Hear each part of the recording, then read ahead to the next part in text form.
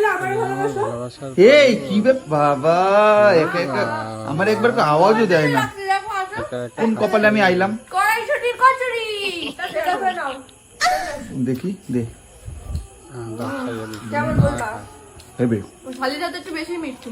হুম। কিন্তু তুমি যাই গো গায়ে গো, শুধু তোমার একটা কথা মনে আছে? কোনটা গো? বিয়ের পরে যখন তুমি আমার স্কুলে ভর্তি করছিলে না, হ্যাঁ এই যে সেই তোমার মা কড়াইশুঁটির কচুরি বানিয়ে দিছিল একবার। হুম। ওই যে শোনো একবার কি হয়েছে, আমার লজ্জা লাগতেছে না এখন। থাক না ওইসব কথা। কইতে দেবে আগে কথাটা। কড়াইশুঁটির কচুরি নিয়ে স্কুলে গেছি আমি, হ্যাঁ সেই দিনই আমার লাস্ট বলেন কি।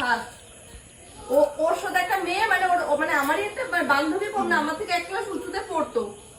ওরে পছন্দ ছিল, ওরে একটা বন্ধুর বোন।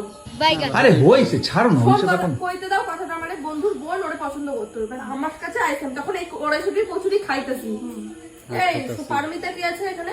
আমি ঠিক বলেছো। 3-4টা মেয়ে আছে।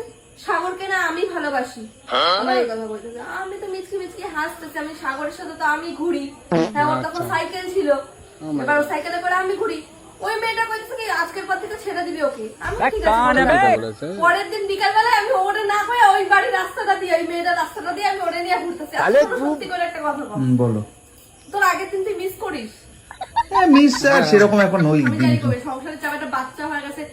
আচ্ছা তুই আমার একটা মনের, আমারও না মাঝে মাঝে জানতে ইচ্ছা করে। কি আচ্ছা, সত্যি করে একটা কথা কবি, পৃথিবীতে মা বাদে, মার কথা কওয়া যায় না, কারণ মা সবার প্রিয় একটা মানুষ।